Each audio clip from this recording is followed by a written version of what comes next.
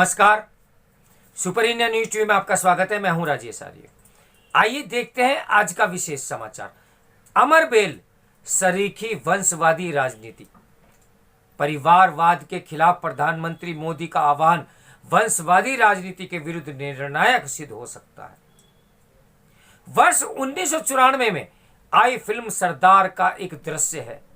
उसमें दिखाया गया है कि सरदार पटेल शाम को थके हारे घर लौटे हैं। बिस्तर पर लेट ही रहे हैं कि अपनी बेटी मणिबेन से घर पर आई डाक के बारे में पूछते हैं। मणिबेन बताती है कि भाई दिल्ली आना चाहता है। पटेल मणिबेन को सुझाव देते हैं कि वह लौटती डाक से चिट्ठी भेज दे कि जब तक वह मंत्री है तब तक वह दिल्ली आने की सोचे भी ना। इसका अंतर्निहित संदेश यही है कि पटेल जब तक जीवित रहे उन्होंने अपने परिवार के किसी व्यक्ति को राजनीति में उन्होंने आगे बिल्कुल नहीं बढ़ाया। असल में ये विवरण विगत 15 मार्च को हुई भाजपा संसदीय दल की बैठक में परिवारवाद की राजनीति पर प्रधानमंत्री नरेंद्र मोदी के प्रहार से प्रासंगिक प्रतीत होता है। उसमें प्रधानमंत्री ने दो टूक कहा कि हालिया विधानसभा चुनावों में पार्टी नेताओं के बेटे बेटियों के टिकट उनके कहने पर काटे गए हैं। उन्होंने कहा कि भारतीय राजनीति का परिवारवाद खोखला कर रहा है और हमें इससे निपटना होगा। वैसे तो लोकतंत्र में परिवारवाद का कोई आधार नहीं होना चाहिए, लेकिन आज शायद ही कोई पार्टी हो जहां परिवारवाद नहीं है। कुछ छोटी पार्टियां तो प्राइवेट लिमिटेड कंपनियों की तरह काम भी करने लगी हैं। कह सकते हैं कि लोकतंत्र के खांचे में परिवार केंद्रित ये नए तरह का राजतंत्र है। ये विडंबना ही तो है कि जिस कांग्रेस में पटेल जैसे नेताओं का वंशवाद के खिलाफ सख्त रुख रहा, उसी के शीर्ष नेतृत्व पर परिवारवाद पूरी तरीके से हावी रहा है। हालांकि अब इस पर सवाल उठ रहे हैं, लेकिन ये नहीं कहा जा सकता कि इसकी कुछ ठोस परिणति भी निकलेगी। कांग्रेस में वंशवादी जड़ें बहुत गहरी हो चुकी हैं। वर्ष 1928 में मोतीलाल नेहरू दूसरी बार कांग्रेस अध्यक्ष बने। इसके अगले साल यानी 1929 में उन्होंने अपने पुत्र जवाहरलाल नेहरू को अध्यक्ष बनाने के लिए अभियान चलाया और 40 वर्षीय जवाहर को अध्यक्ष बनाने में सफल भी रहे। तब जवाहरलाल से 14 साल बड़े पटेल का अध्यक्ष बनना तय था। पटेल 1930 में अध्यक्ष बन सके।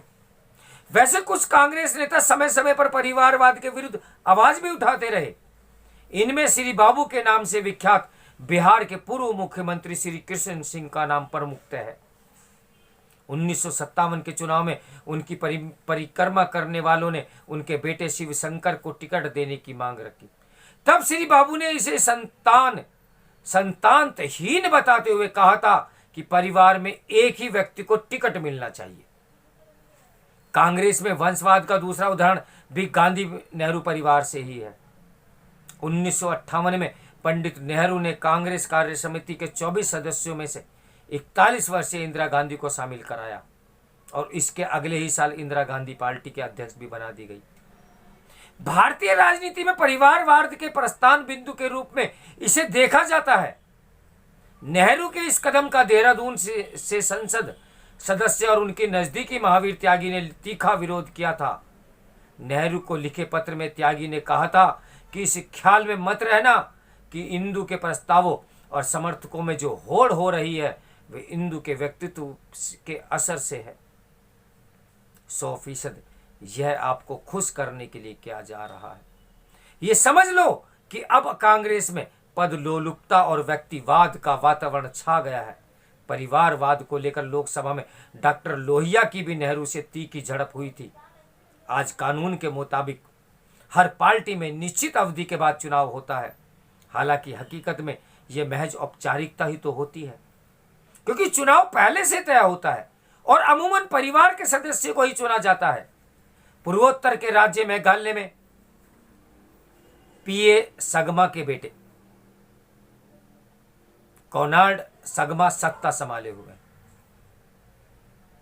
पश्चिम के महाराष्ट्र में बाल ठाकरे के बेटे उद्धव ठाकरे तो धुर दक्षिण स्थित तमिलनाडु में एम करुणानिधि के बेटे एम के स्टालिन सरकार चला रहे हैं। ठाकरे की सरकार में तो उनके बेटे आदित्य भी मंत्री हैं।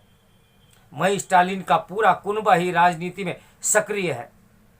आंध्र प्रदेश में वाईएस राजशेखर रेड्डी के बेटे जगमोहन पूरी धमक के साथ मुख्यमंत्री बने हुए हैं। यहां तो विपक्षी तेलुगु देशम तक में परिवारवादी विरासत का बोलबाला है।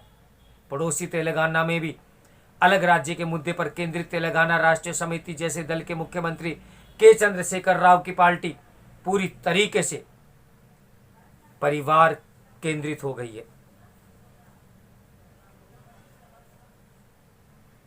चंद्रशेखर राव की पार्टी पूरी तरीके से परिवार केंद्रित हो गई। उनके बेटे केटीआर को उनका राजनीतिक उत्तराधिकारी माना जा रहा है।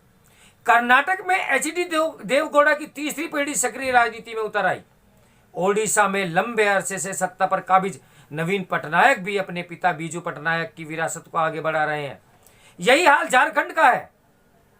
बिहार में भी लालू प्रसाद की राजद में उनके बेटे तेजस्वी की ताजपोशी हो चुकी है। उत्तर प्रदेश में सपा का तो परिवारवाद का पर्याय ही बन गया है। यहां तक कि अलग किस्म की राजनीति का दावा करने वाली ममता बनर्जी भी अपने भतीजे अभिषेक मुखर्जी को ही आगे बढ़ा रही हैं। स्पष्ट है कि वंशवाद की यह अमरबेल किसी एक दल तक सीमित नहीं है। इसे दिलचस्प कहें या विडंबना, लेकिन अधिकांश वंशवादी परिवारवादी पार्टियां सैद्धांतिक रूप से उस लोहिया की समाजवादी विचारधारा को मानने का दावा करती है जो वंशवाद और परिवारवाद का घनघोर विरोधी थे। ऐसे में बड़ा सवाल यही है कि लोकतंत्र के माई बाप मतदाताओं को यह तथ्य समझना होगा कि लोकतांत्रिक राजतंत्र समानता के सिद्धांत का सबसे बड़ा दुश्मन है। जिस दिन मतदाता ये समझने लगेगा, वह समानता अधिकारिक आधारित लोकतंत्र का प्रस्थान बिंदु होगा। परिवारवाद के खिलाफ प्रधानमंत्री मोदी का आह्वान और अभियान इसमें निर्णायक सिद्ध हो सकता है। मेरे साथ बने रहिए सुपर इंडिया न्यूज़ टीवी की ब्रेकिंग न्यूज के लिए। इस समाचार के लेखक हैं उमेश चतुर्वेदी और मैं हूं राजेश आर्य। नमस्कार।